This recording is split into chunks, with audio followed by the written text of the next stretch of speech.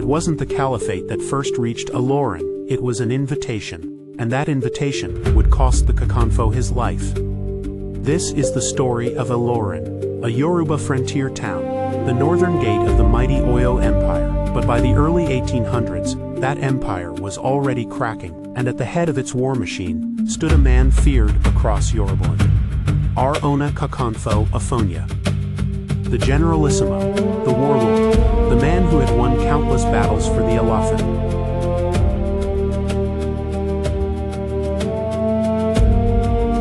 But loyalty has limits, especially when power becomes one-sided. The final straw came when the Alafin ordered Afonja to go to war against his own people. Afonja refused the order, and Alafin considered this a challenge to his authority.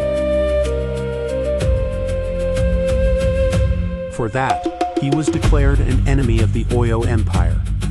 Now the Kakanfo, once Oyo's shield, had become its target. But Afonja knew he couldn't stand alone against the Alafin's armies. He needed warriors, he needed allies.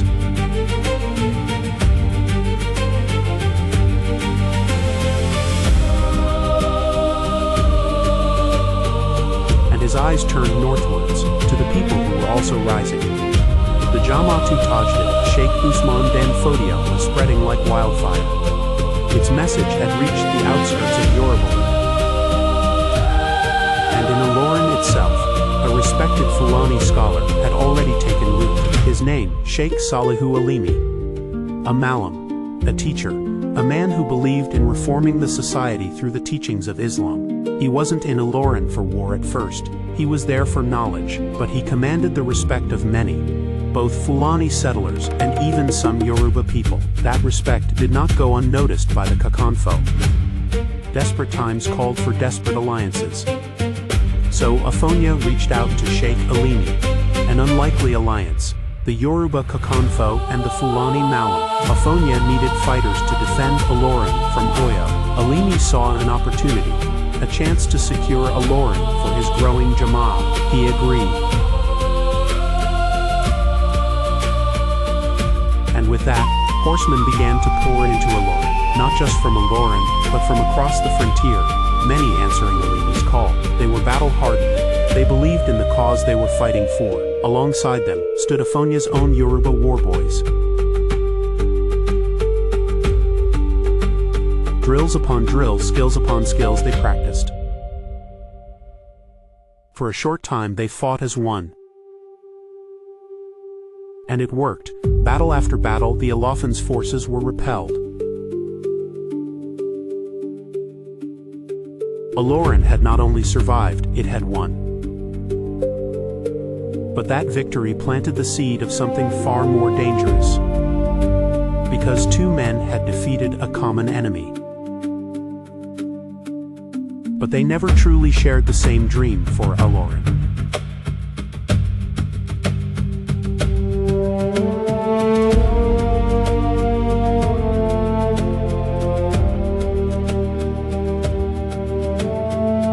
Afonja wanted to break free of Oyo and rule Ilorin as an independent Yoruba city, on his own terms, still very much Yoruba, still its own power. Sheikh Alimi wanted something else entirely. For Ilorin to become a town where Islamic law guided leadership. A community aligned with the reform movement that Dan Fodio had ignited, and more than anything, he wanted his people to be secure and to grow. Slowly, power began to shift. The men who had followed Alimi into Ilorin far outnumbered those who had come only for Afonja's war. They had their own leaders, their own mosques, their own chain of command. And they only took orders from the sheikh. That didn't sit well in Afonja's palace. Whispers began.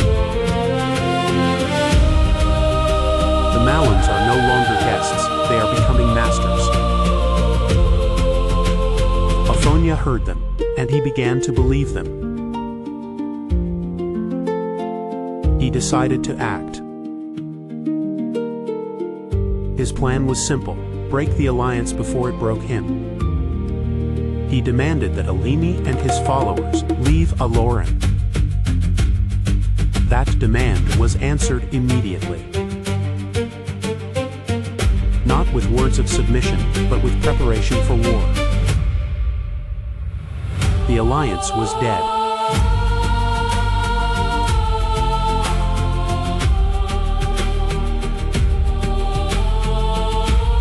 Now, former allies stared at each other across Ilorin, brother against brother, gate against gate. But Afonja still had one major advantage.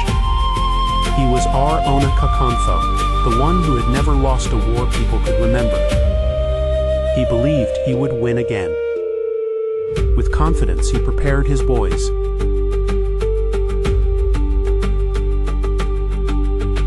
The battle for Ilorin began. It was brutal. It was street to street, house to house. For days, nobody could tell who would carry the day. But Alimi had something Afonja didn't. A united command, absolute loyalty from his men, and a cause that went far beyond Ilorin's walls. Slowly, the tide began to turn. They cut off his supply routes. They knew the terrain better than anyone. And they refused to back down. Then came the battle that would decide it all. The final confrontation. Afonja fought like the Kakanfo he was. He refused to retreat. But this time, numbers and unity prevailed. Afonja's lines collapsed. The Kakanfo was cornered. He made it back to his palace, his last refuge. But it wouldn't hold for long. What happened next is told in different ways by different people. Some say he was captured. Others say he chose to die on his own terms, rather than be disgraced. But by the end of that day, in late 1823, our Afonja was no more. The man who had dared to break Oyo had finally been broken by the very force he invited in.